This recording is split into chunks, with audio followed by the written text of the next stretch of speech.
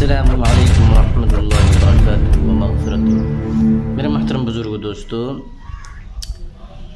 نماز، یہ جو ہم نماز پڑھتے ہیں،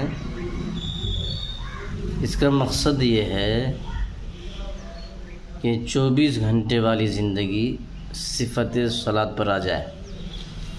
جیسے نماز میں ہم اللہ کے حکم، نبی پاک صلی اللہ علیہ وسلم کا طریقہ وہی کرتے ہیں، دوسرا نہیں کر سکتے، ایسی باہر والی زندگی، گھر میں، دکان میں، مکان میں، بھی بچوں کے ساتھ، ڈیوٹی میں، نوکری میں، ملازمت میں، کہیں بھی ہو، جو اللہ کا حکم ہے اور نبی پاک صلی اللہ علیہ وسلم کا طریقہ ہے ویسے وہاں بھی کرنا ہے۔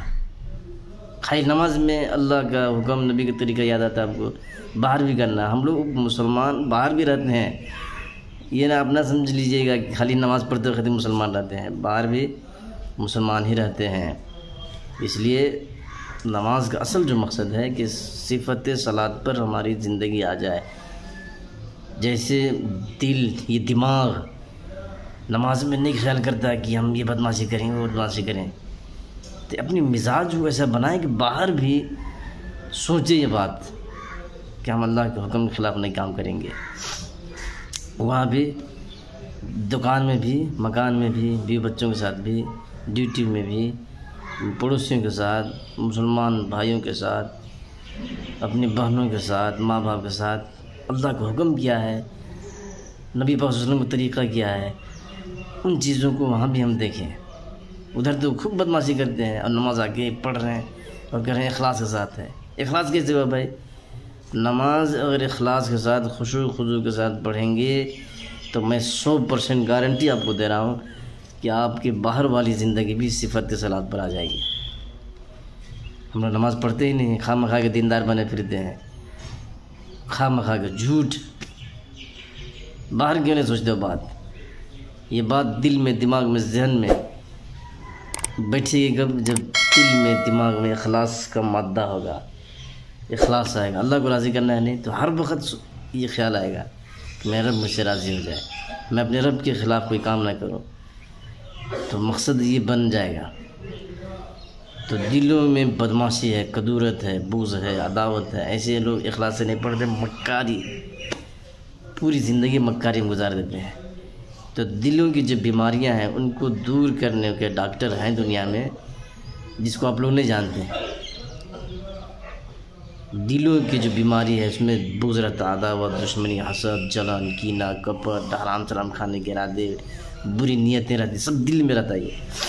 یہ بیماری ہے، اور اس بیماری کا علاج کرنے والا ڈاکٹر دنیا میں ہے، جس کو ہم لوگ، آپ لوگ مانتے نہیں اس کو۔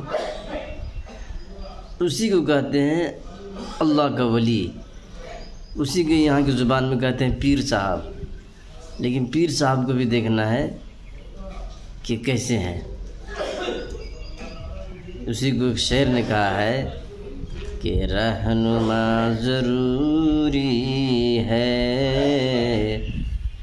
راہبر ضروری ہے، راہبر ضروری ہے، رہنما ضروری ہے، کون پیر کیسا ہے دیکھنا ضروری ہے۔ تو پیر صاحب کو بھی دیکھنا ضروری ہے، ایسا نہیں کہ درگاہ میں بیٹھے ہوئے ننگے اور پیر بن گیا۔ مزاج لوگوں کو اتنا خراب کر دیا ان لوگوں نے، آدھا بدن ننگا ہے تو آدھا ولی، پورا بدن ننگا ہے تو پورا ولی۔ یہ ولی کیسے ہوا بھائی؟ اللہ کا ولی ایسے نہیں ہو سکتا، یہ تو شیطان ہے کم بخت۔